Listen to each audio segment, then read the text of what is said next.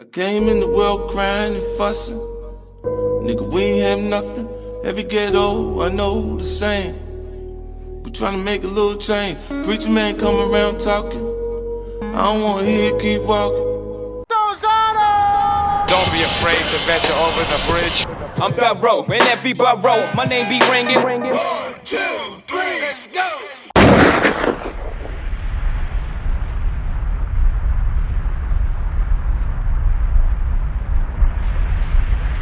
What up, it's the King Amadeus, CEO Platinum Boy Music Inc., multi-platinum bad boy, hip-hop producer Trey Songz, music director, tour drummer, man. We live here in NYC. This is 50.com, man. Shout out to DJ Thoro, you heard?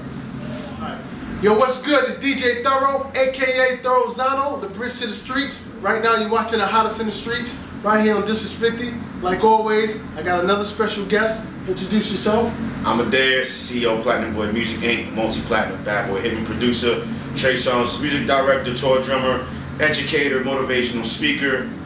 What else? All of the above. Yeah. That's it. This interview's over. He told you everything. See you later.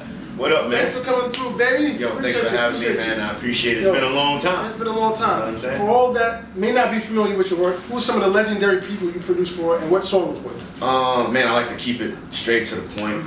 Definitely blessed to produce for over 60 artists, ranging from J-Lo, Same Girl, Tins on last album featuring French Montana, ESPN theme song on First Take, with Wale and Stolly, man, Jim Jones, Dipset, G-Unit, 50, Keisha Cole, Marcus Houston, Trey Songz, Chris Brown, Justin Bieber, Fab, Summertime Shootout 1 and 2, Team Liddy, Trap Royalty.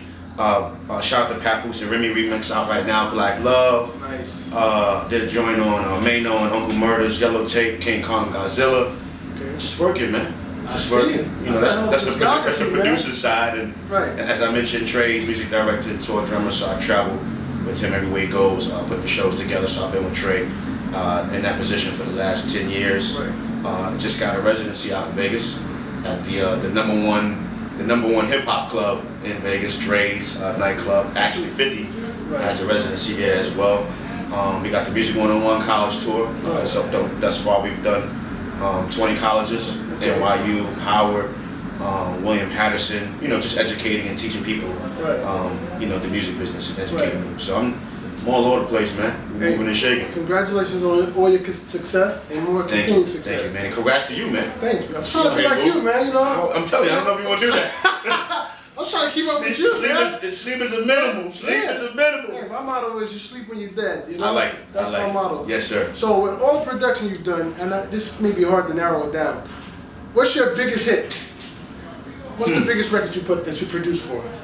It will probably be a toss-up between the First Take theme song. Okay. It comes on, ESPN with Stephen A. Smith, and Skip Bayless was there, he moved on. Carrie Champion was there, and she also moved on. So I forgot homeboy's name. Max, can't remember his last name. Yes, Kellerman and Molly Kieran is on now. So that I feel like that's one of the biggest joints I've done. I've done a 2014 theme song and now the newer theme song as well. So it's been on air for about 2 years now, going on 3. Plays every day. Show crazy. Yeah, it's nice. You know, and everybody knows it. Everybody, obviously not everybody, but you know, most people watch that show. It's very entertaining. So that, and I gotta say the Justin Bieber song I did on his Christmas album, Christmas Eve. And what's the name of that song? Christmas Eve. Christmas Eve. No, just Christmas Eve. And it's dope because the name of it every year is a Christmas Eve. Right. So every year I get to promote the record. You know, go get that Justin Bieber record, Christmas Eve. It's a dope record. It's a very sexy record. You know, kind of dedicated to the ladies. So you know, just something you can play on Christmas Eve with a nice glass of wine and you know, hang out with your boo or something. I always like to talk to artists and just get where you started from, because a lot of people, they come up here, they see people, they already made it. They have no idea the grind that went into it. Maybe how many times people told you no, or get the fuck out of here, it's not happening. How did you get started in music? Well, it's been a long journey. As you mentioned, like a lot of blood, sweat, and tears, a lot of people that didn't want to allow us in, a lot of people that didn't believe. But that's one thing I knew I had a God gift talent and gift, and I just knew I had something special that I wanted to share with the world, and I was willing to do whatever it takes to do that. So, you know, I started, my first placement was on Cradle to the Grave soundtrack, which was a movie that DMX was in, and Drag On, Gabrielle Union. You know, a lot of the youngins don't know that movie, so when I mention it, they be like, we educate on this show, so yeah, man. Do your research. Yes, sir, do your research. Great film. The song was also featured in the movie. And on the soundtrack was my first, you know, album being on. It sold 500,000 copies. The song played in the movie, 26 seconds, accumulated a pretty nice check. And that was my start. You know what I mean? Most people don't start out that big and that major, but I was blessed to be put in that position. And once kind of getting the feeling and the taste for that, I just kept, you know, pushing forward, man, and knocking doors down. So coming up as a producer, like me, I used to look up, I still do, I look up the Dr. Dre, DJ Premier, Pete Rock, and people like that. Those are people when I was, you know, before I started doing music, I would listen to them on the radio, DJing, maybe one of DJs, Red Alert. Who were some of the people you looked up to before you knew anything about production and you figured, hey, I want to do that too? What producers were? I would have to say, first for me, the whole bad boy movement was huge for me, man. I grew up in, you know, in the bad boy era heavy. You know, I swore I was actually Puff Daddy. I had the curly hair. They know, man. Like they actually called. Take that. Nah, for real. They called me Puff in high school. I had the curly hair. I had the part in the center. You know what I'm saying? I was always fly. I always had the shades. And I appreciated him and admired him so much, man, that I started looking like the dude, man, and started dancing and jumping around and everything like that. But that was the start of, like, you know, really falling in love with music and hip hop and the creation of it. And, you know, also loved, like Dr. Dre, as you mentioned. I'm a youngin', so, you know, cats like Kanye West and Just Blaze definitely played a part in my career. I also looked up to Rodney Jerkins, you know, more of an R&B pop producer that, you know, did his thing in hip hop too, but really big in the pop R&B scene. Neptunes, I love. Swiss, you know, me being from the Bronx, that whole Rough Rider movement was retarded.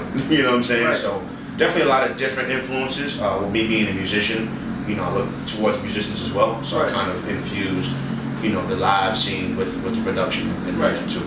Now, you play instruments as well, right? What instruments do you play? Drums is my main instrument. I dabble in keys. Enough to be able to create the records that are out now and that the fans appreciate. But my main instrument is drums. Right. Okay. You're Trey Songz music director. Correct? Yes, sir. How did you meet Trey Songz? How did that happen? Because that's a big deal. Yeah. Trey. I met Trey in Atlanta. This is like long time ago. We was running around and when he had the braids. He had the braids. We was going around to different clubs and you know, out there on the scene. That's how I met him. But that whole opportunity came together because I was in the studio with Mike Jones in Houston. Mike Jones. Yeah, good dude, real good dude. and he wanted a feature, so we kind of, like, you know, went back and forth for ideas. We named Trey, we named Tyrese, we named Demarion, and Trey and him happened to be on the same label, so he was like, man, Trey is dope. Why not get Trey? You know, be less hassle. You know, in regards to clearance and stuff like that. Got Trey in the horn, and he was like, all right, cool, bet. Flew him down. We in the studio knocking out that record. There was a drum set in the corner. And I kind of just threw out there like, yo, I play drums. You know, so Trey and Mike was like, man. Like, bullshit. Right, exactly. Like, I play no drums, bro. I said, I'm a producer. Like, drums and production go hand in hand. Like, but yeah, they just didn't understand that. So I threw it out there. You know, they laughed. We joked about it. Went back to recording the record. And, you know, I think Trey had his first album out at that time. Like I said, the braids and everything. I said, listen, the music you making, bro, like that real R&B, that real soulful music, you gonna need a band behind you. And I just kind of put it out there and threw it out there. And I was like, when you do, call me. You know, and he left it at that. Went back to the record. A year later, I got a call from his manager. Like, yo, you ready to put the band together? And I was like, nah. You know, and the truth is, I didn't know anything about putting a band together or being the music director. I didn't even know that title existed. I just played drums and kind of spoke that into existence. And I tried to run from it and pass it off, you know, to one of my colleagues, Butters, who's actually in the band, and was at that time, I think, Casey's music director, and Casey and JoJo. So he was an expert at that. You know, I was like, let me toss it to him, and he's like, nah, man, the reason why I'm where I'm at today is because somebody gave me an opportunity and took a chance. And he said, Trey is willing to, you know, give you the opportunity and take a chance. It's new for him. He never had a band. It's new for you. You never put a band together. Like, build it together. And here we are 10 years later. We done traveled the entire world, you know. BET Awards, name it. You know, we've been everywhere, man. Japan, Africa, Australia, all over Europe. So dreams come true. And sometimes, man, you just gotta step. Not even sometimes, all the time, you just gotta step out and give yourself a chance and put it out there, man. You just never know what you get back. Right. So, as far as you and Trey, do you have an artist yourself? I mean, I know you're working with Trey, but you have, most producers, they get artists, and they make artists famous and they blow them up. Right. Or you in that? You know what? Where you at? JB's here. Jason Bourne, GM of Platinum Boy Music. He's been kind of on me about that, and I've definitely been taking my time. I feel like I don't feel like I'm at the level that I want to be on to really present. That's surprising, but that's humble for you to say that. But that's an artist. You think of a level of Khaled. You think of Mike Will. But he didn't start there. Right. He didn't start there. Right. But it's just a different day. It's a different day. It's a different time in music from where we came up in. Right. So I just view it differently. And it takes a lot of time. And I don't want to. I've seen people sign artists and have artists part of their team and then have them sitting and artists getting frustrated and you getting frustrated because it takes a lot of time, a lot of energy, and I'm moving around a lot. So for me to do that, I want to make sure that I'm where I need to be mentally and creatively in order to give that artist my full undivided attention and really push the right project to the world. So definitely something I will do. Just I don't feel like the timing is now. Okay. You know what I mean? Do you get approached by artists? Oh man, a lot? Every day, often. And we've created my team and I created an event called the Sit Down. Okay. And it's basically we rent out a studio and we allow artists to come and sign up and book 30-minute time slots to meet with me and present themselves to me as artists, as producers, and songwriters because people hit me online DMs, hit my team online DMs and check this out, click this link. I'm never doing that. My team ain't doing that. That's not what I mean. Right. So. You just shouted somebody's dream. Okay? No, I mean, I gotta keep it 1,000. You know what I'm saying? I gotta keep it 1,000. I'm not doing that because at the end of the day, time is money. Right. And I got things that I'm doing. My team members got things that they're doing. And I'm not an A&R. I'm not, a label sitting there looking for talent. That's not what I do. I'm a producer. I'm a CEO. I got a company to run. So I'm not gonna stop working to listen to your link.